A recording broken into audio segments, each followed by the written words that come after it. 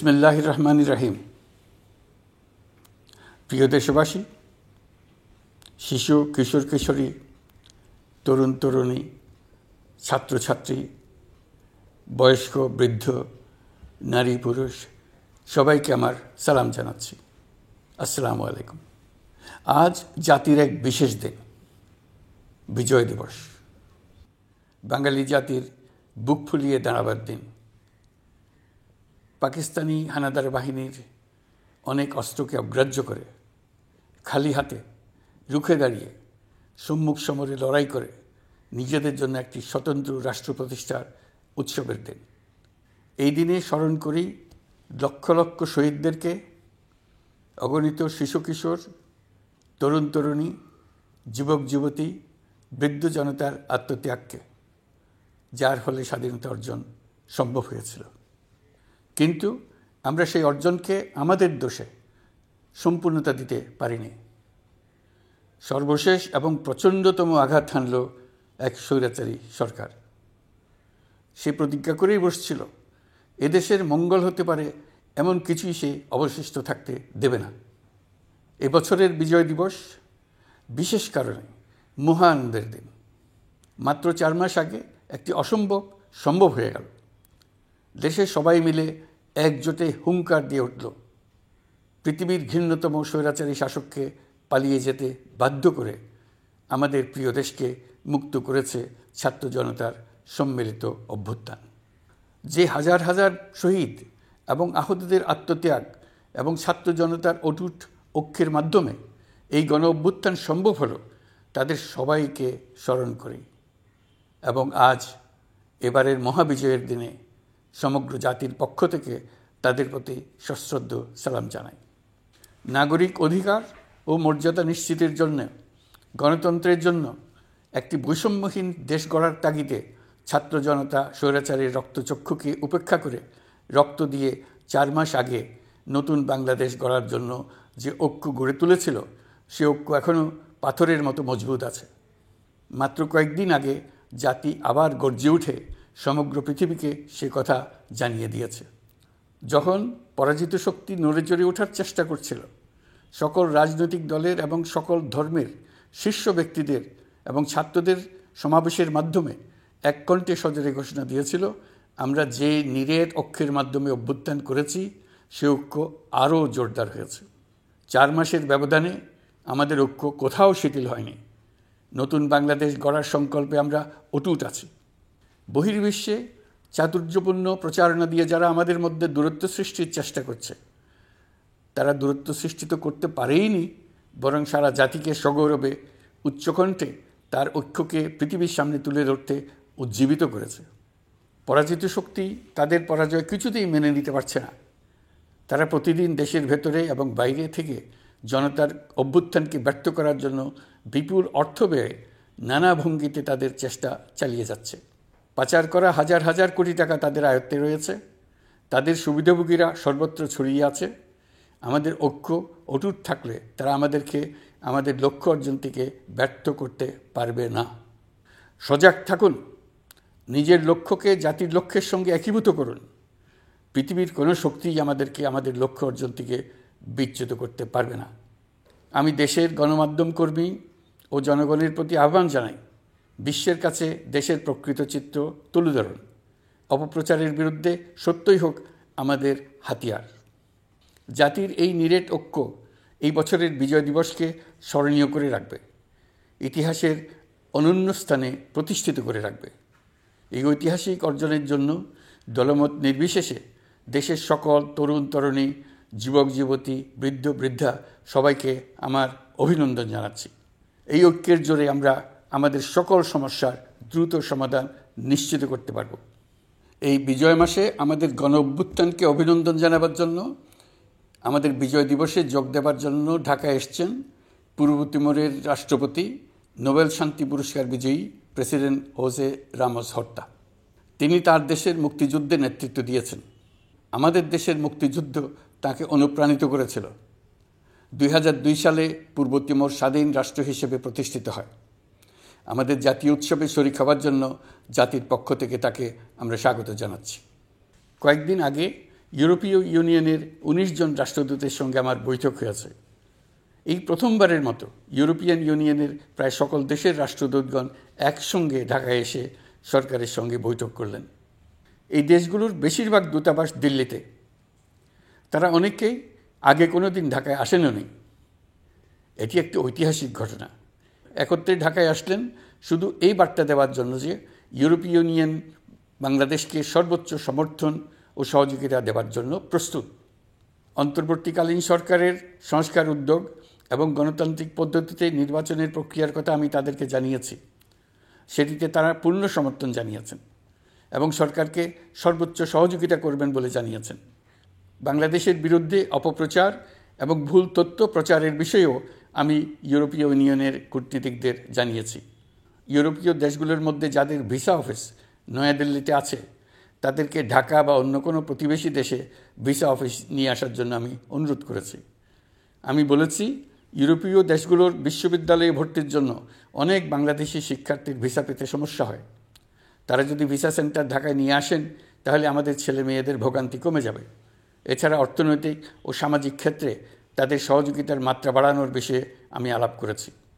বিশ্বব্যাংক সহ অন্যান্য সকল দাতা প্রতিষ্ঠানসমূহের কাছে আমাদের অর্থনীতির ভবিষ্যৎ সম্বন্ধে আস্থা প্রতিষ্ঠিত করতে অন্তর্বর্তীকালীন সরকার সক্ষম হয়েছে। তারা নতুন উদ্যোগে এবং নতুন উৎসাহে আমাদের সঙ্গে নতুন আর্থিক সম্পর্ক গড়ে তুলতে এগিয়ে এসছে। অর্থনীতির সাফল্যের ব্যাপারে দেশে এবং বিদেশে আস্থার সৃষ্টি হয়েছে। অন্তর্বর্তী সরকার যখন দায়িত্ব গ্রহণ করে অর্থনীতি তখন ভেঙে পড়ার অবস্থায়। গত 4 মাসে এই অবস্থার বিরাট পরিবর্তন হয়েছে। ব্যাংকিং ব্যবস্থায় আস্থা এবং নিয়ম শৃঙ্খলা ফিরে আসছে। কোনো ব্যাংক বন্ধ করে দিতে হয়নি। ব্যাংক যত দুর্বলই হোক তাকে টিকিয়ে রাখার ব্যবস্থা করা হয়েছে। প্রথম দিকে আমানতকারীর টাকা উত্তোলনের ব্যাপারে বিধিনিষেধ আরোপ করা হয়েছিল, এখন সেটা তুলে দেওয়া হয়েছে। বাংলাদেশ ব্যাংক সকল ব্যাংককে আমানতকারীর আমানত ফেরত দেওয়ার জন্য নতুন টাকার সরবরাহ দিতে প্রস্তুত হয়েছে। আশা করি এতে ব্যাংকিং ব্যবস্থায় সকলের আস্থা ফিরে আসবে। প্রিয় দেশবাসী, আমাদের সরকারের শুরুতেই একটি কমিটি নিয়োগ করেছিলাম, শ্বেতপত্র প্রণয়ন কমিটি। এই কমিটির কাজ ছিল অভ্যুত্থানের পর অর্থনীতি কোন পরিস্থিতিতে যাত্রা শুরু করলো তার একটা দলিল রচনা করা। এতে কি পেলাম না তার একটা চিত্র তুলে ধরার দায়িত্ব দেওয়া হয়েছিল এই কমিটিকে। ডক্টর দেবপ্রিয়ের সভাপতিত্বে গঠিত 12 সদস্যের শ্বেতপত্র প্রণয়ন কমিটি নির্ধারিত সময়ে এই কঠিন কাজ সম্পন্ন করে আমাদের কাছে 400 পৃষ্ঠার একটা বিস্তারিত রিপোর্ট পেশ করেছে। রিপোর্ট পড়ে দেশের মানুষ হতভম্ব হয়ে গেছে। দেশে বিদেশে অনেক প্রতিষ্ঠান ও ব্যক্তি গভীর আগ্রহ নিয়ে এই রিপোর্টটি সংগ্রহ করছে। দেশের মধ্যে পত্রপত্রিকা, সেমিনার, আলোচনা সভা, টেলিভিশনে এই নিয়ে প্রচুর আলোচনা হচ্ছে। ফ্যাসিবাদী সরকার দেশের অর্থনীতিকে ভেঙে দিয়ে গেছে এটা সবাই বুঝতে পারছিল, কিন্তু অর্থনীতিকে কী পরিমাণ ধ্বংসস্তূপে পরিণত করে দিয়ে গেছে তার পরিমাপ সম্বন্ধে কোনো ধারণা করতে পারছিল না। শ্বেতপত্র প্রণয়ন কমিটি হিসেব নিকেশ করে এর পরিমাণ বের করে দিয়েছে। এই রিপোর্ট পড়ে সকলে অবিশ্বাস্য চোখে একে অপরের দিকে তাকাচ্ছে। কারো মুখে কথা বেরোচ্ছে না।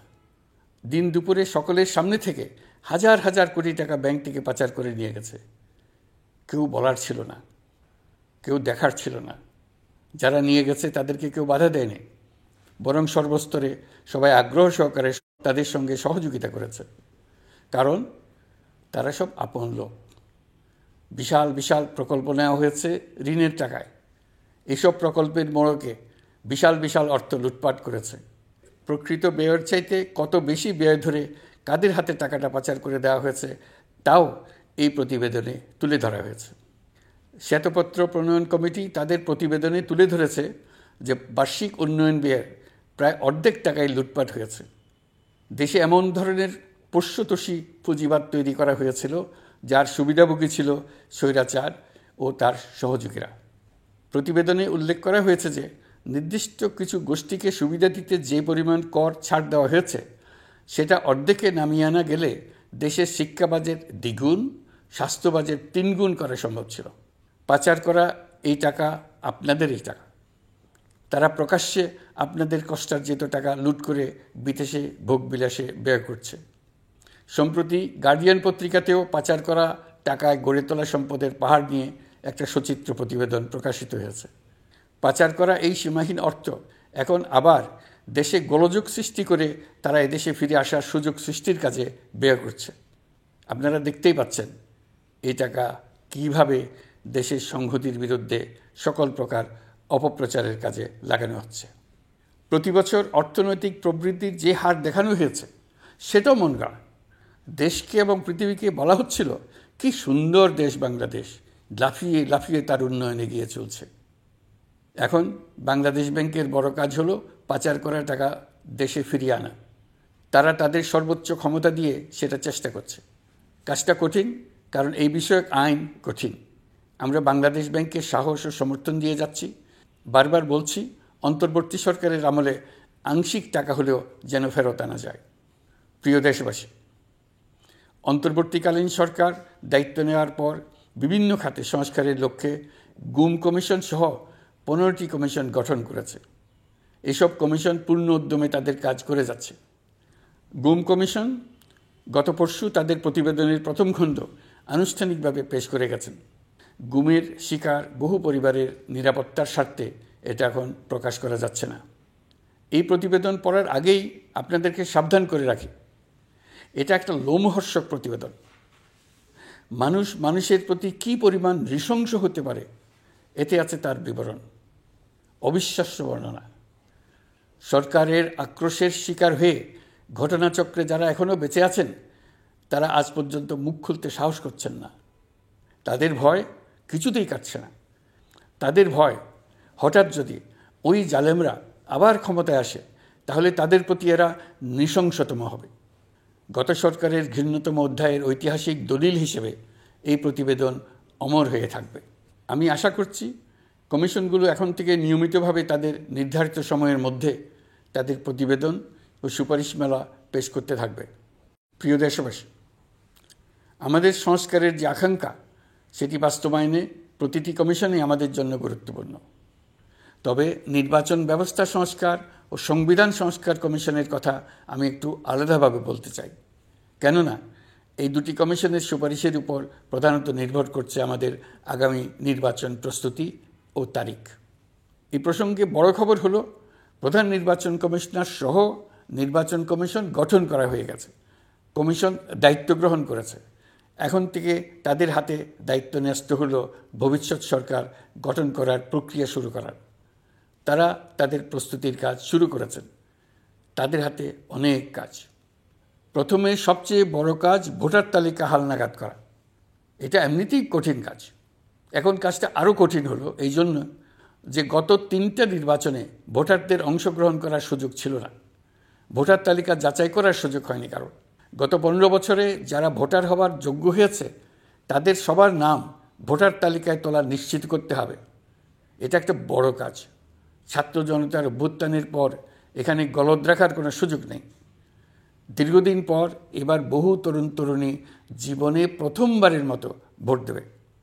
অতীতে তাদেরকে সে অধিকার এবং আনন্দ থেকে বঞ্চিত করা হয়েছে। তাই এবারের নির্বাচনে তাদের ভোটদান একটি স্মরণীয় ঘটনা হয়ে থাকবে। এই অভিজ্ঞতাকে মসৃণ করার সমস্ত আয়োজন করতে হবে। আমার একান্ত ইচ্ছা এবারের নির্বাচনে প্রথমবারের তরুণ তরুণী ভোটাররা শতকরা 100 কাছাকাছি সংখ্যায় ভোট দিয়ে একটি ঐতিহ্য সৃষ্টি করুক। নির্বাচন কমিশন এবং সকল সামাজিক প্রতিষ্ঠান ও রাজনৈতিক দলের প্রতি আমার আহ্বান, সবাই মিলে আমরা যেন ওই লক্ষ্য অর্জনে নানা প্রকার সৃজনশীল কর্মসূচি গ্রহণ করি। এখন থেকে সবাই মিলে এমন একটা ঐতিহ্য সৃষ্টি করি যেন স্থানীয় নির্বাচন সহ সকল নির্বাচনে সকল কেন্দ্রে প্রথমবারের ভোটাররা 100% কাছাকাছি সংখ্যায় ভোটদান নিশ্চিত করবে। এটা নিশ্চিত করতে পারলে ভবিষ্যতে কোনো সরকার মানুষের ভোটাধিকার কেড়ে নেবার সাহস করতে পারবে না। নতুন ভোটার ছাড়াও যাদের আগে থেকে ভোটার তালিকায় নাম থাকার কথা ছিল তারা ভোটার তালিকায় আছে কিনা তা নিশ্চিত করতে হবে। বিশেষ মনোযোগ দিয়ে ভুয়া ভোটারদেরকে তালিকা থেকে বের করে দিতে হবে। এবার আমরা প্রবাসী বাংলাদেশিদেরকে ভোট দেওয়া নিশ্চিত করতে চাই। অতীতে আমরা এই ব্যাপারে অনেকবার আশ্বাসের কথা শুনেছি। এই সরকারের আমলে এটা যেন প্রথমবারের মতো বাস্তবায়িত হয়, এটা আমরা নিশ্চিত করতে চাই। এর জন্য একটা নির্ভরযোগ্য ব্যবস্থা করতে হবে। সব কিছুই সমসাপেক্ষ ব্যাপার। এর সঙ্গে যদি আমরা নির্বাচন প্রক্রিয়া আরও উন্নত করতে চাই, নির্বাচন সংস্কার কমিশনের সুপারিশমালা বাস্তবায়ন করতে চাই, তাহলে প্রয়োজনীয় সংস্কারের বিস্তৃতি ও গভীরতা অনুসারে নির্বাচন কমিশনকে সময় দিতে হবে। আমি সকল প্রধান সংস্কারগুলো সম্পন্ন করে নির্বাচন আয়োজন করার ব্যাপারে বরাবর আপনাদের কাছে আবেদন জানিয়ে এসেছি। তবে রাজনৈতিক ঐকমত্যের কারণে আমাদেরকে আবার বলছি, যদি অল্প কিছু সংস্কার করে ভোটার তালিকা নির্ভুলভাবে তৈরি করার ভিত্তিতে নির্বাচন সম্পন্ন করতে হয়, তাহলে 2025 সালের শেষের দিকে নির্বাচন অনুষ্ঠান হয়তো সম্ভব হবে। আর যদি এর সঙ্গে নির্বাচন প্রক্রিয়া এবং নির্বাচন সংস্কার কমিশনের সুপারিশের পরিপ্রেক্ষিতে এবং জাতীয় ঐকমত্যের ভিত্তিতে প্রত্যাশিত মাত্রার সংস্কার যোগ করি, তাহলে অন্তত আরও 6 মাস অতিরিক্ত সময় লাগতে পারে। মোটা দাগে বলা যায় 2025 সালের শেষ দিক থেকে 2026 সালের প্রথমার্ধের মধ্যে নির্বাচনের সময় নির্ধারণ করা যায়। প্রিয় দেশবাসী, যে কোনো সংস্কারের কাজে হাত দিতে গেলে রাজনৈতিক ঐকমত্যের প্রয়োজন। এই ঐকমত্যে পৌঁছানোর প্রক্রিয়া কী হবে? অন্তর্বর্তীকালীন সরকার এভাবে অগ্রসর হবার প্রস্তুতি নিচ্ছে। অন্তর্বর্তীকালীন সরকার প্রথম পর্যায়ে 6টি সংস্কার কমিশন গঠন করেছে। এরা শীঘ্রই চূড়ান্ত প্রতিবেদন পেশ করবে বলে আশা করি। আমরা এই 6 কমিশনের চেয়ারম্যানদের নিয়ে একটি জাতীয় ঐকমত্য গঠন কমিশন প্রতিষ্ঠা করার দিকে অগ্রসর হচ্ছি। এর কাজ হবে রাজনৈতিক দল সহ সকল পক্ষের সঙ্গে মতামত বিনিময় করে যে সমস্ত বিষয়ে ঐকমত্য স্থাপন হবে সেগুলো চিহ্নিত করা এবং বাস্তবায়নের জন্য সুপারিশ করা। যেহেতু জাতীয় ঐকমত্য প্রতিষ্ঠা করা অন্তর্বর্তীকালীন সরকারের অতি গুরুত্বপূর্ণ দায়িত্ব, তা বিবেচনা করে আমি এই কমিশনের চেয়ারম্যানের দায়িত্ব পালন করব। আমার সাথে এই কমিশনের সহসভাপতির দায়িত্ব পালন করবেন অধ্যাপক আলী রিয়াজ। কমিশন প্রয়োজন মনে করলে নতুন সদস্য কোঅপ্ট করতে পারবে। প্রথম 6টি কমিশনের চূড়ান্ত প্রতিবেদন পাওয়ার পর আগামী মাসেই জাতীয় ঐকমত্য গঠন কমিশন তার কাজ শুরু করতে পারবে বলে আমি আশা করছি। এই নতুন কমিশনের প্রথম কাজ হবে নির্বাচন অনুষ্ঠানের জন্য যে সমস্ত সিদ্ধান্ত জরুরি সেই সমস্ত বিষয়ে তাড়াতাড়ি ঐকমত্য সৃষ্টি করা এবং সকলের সঙ্গে আলোচনা করে কোন সময়ে নির্বাচন অনুষ্ঠান করা যায় সেই ব্যাপারে পরামর্শ চূড়ান্ত করা। প্রিয় দেশবাসী, নির্বাচন আয়োজন ও সংস্কার ছাড়াও আপনারা আমাদের উপর অনেকগুলো দায়িত্ব দিয়েছেন। এর মধ্যে রয়েছে অর্থনীতি পুনরুদ্ধার ও মানুষের জীবনমান উন্নয়ন। ফ্যাসিবাদী সরকারের কাছ থেকে আমরা বিপর্যস্ত এক অর্থনীতি পেয়েছি। আমাদের বৈদেশিক রিজার্ভ তলানিতে গিয়ে থেকেছিল। 2024 সালের নভেম্বরে রপ্তানি আয়ের পরিমাণ ছিল $4.12 বিলিয়ন, যা আগের মাসের তুলনায় 15.63% বেশি। সামগ্রিকভাবে 2024 সালের জুলাই নভেম্বর সময়কালে রপ্তানি $16.11 বিলিয়ন পৌঁছেছে। গত বছর একই সময়ে রপ্তানি আয় ছিল $14.34 বিলিয়ন। বছরের হিসাবে এই প্রান্তিকে রপ্তানি আয়ের প্রবৃদ্ধি 12.34%। বৈদেশিক মুদ্রার রিজার্ভ $19 বিলিয়ন পৌঁছেছে।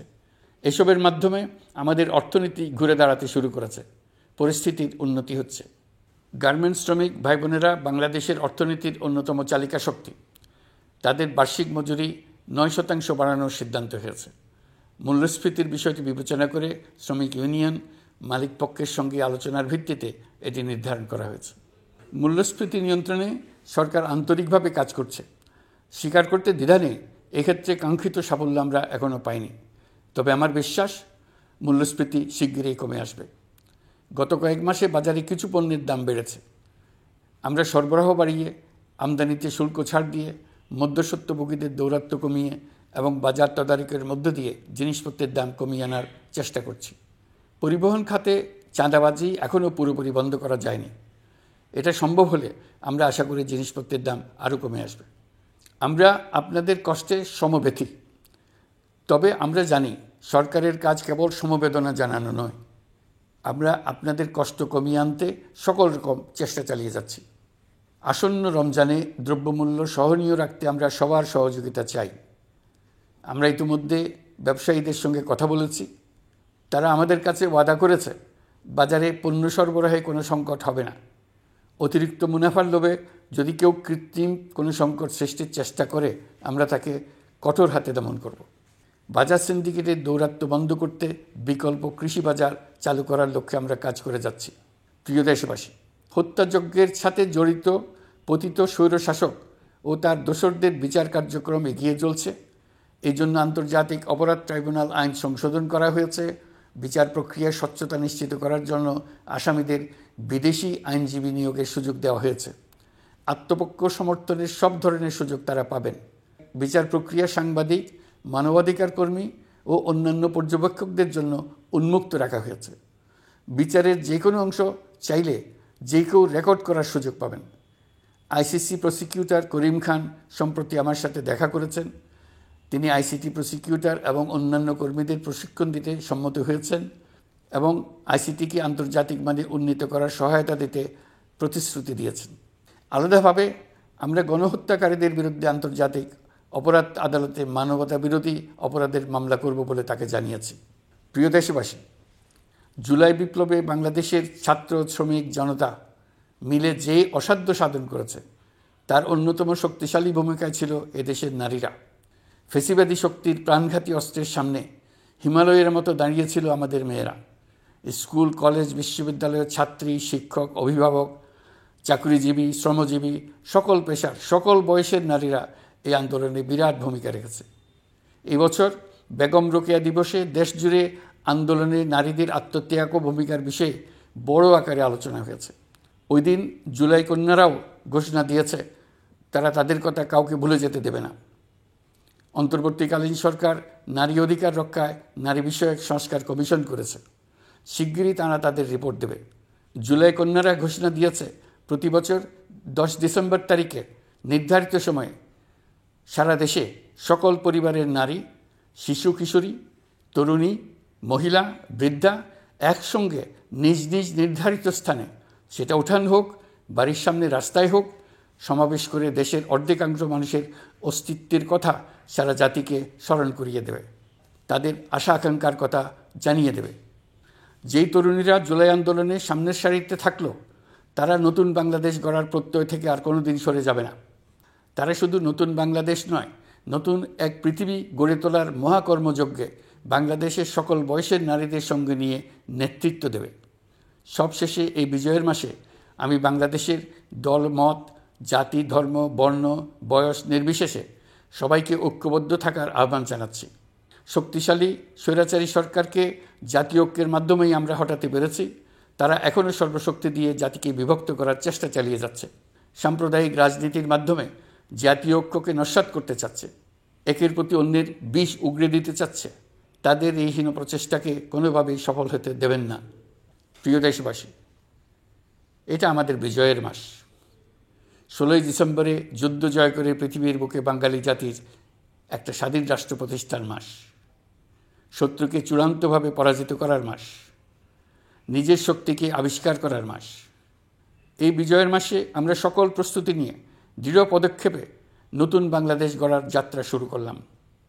এই যাত্রা শুভ হোক, গন্তব্যে পৌঁছানো নিশ্চিত ও আনন্দদায়ক হোক।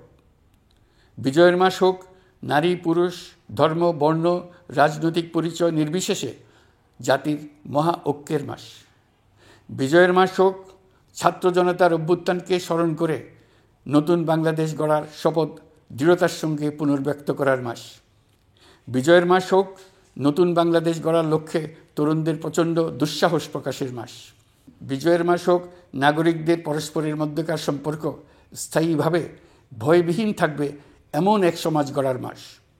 সংখ্যালঘুদেরকে সংখ্যাগরিষ্ঠদের ভয়ে ভীত হতে হবে না, নারীকে পুরুষের ভয়ে ভীত হতে হবে না, বিত্তহীনকে বিত্তবানদের ভয়ে ভীত হতে হবে না, নিজের মত প্রকাশে কারো ভয়ে ভীত হতে হবে না। বিজয়ের মাস হোক অসম্ভবকে সম্ভব করার প্রতিজ্ঞা নেবার মাস। প্রিয় দেশবাসী, শিশু, কিশোর কিশোরী, তরুণ তরুণী, ছাত্রছাত্রী, বয়স্ক, বৃদ্ধ, পুরুষ, নারী, আসুন আমরা প্রাণ ভরে বিজয়ের মাস উদযাপন করি। সকলকে বিজয়ের মাসের শুভেচ্ছা জানাচ্ছি। এই বিজয়ের মাস জাতির জন্য এক নতুন দিগন্তের সৃষ্টি করুক। আপনাদের সবাইকে আবার আমার সালাম জানাচ্ছি। আসসালামু আলাইকুম।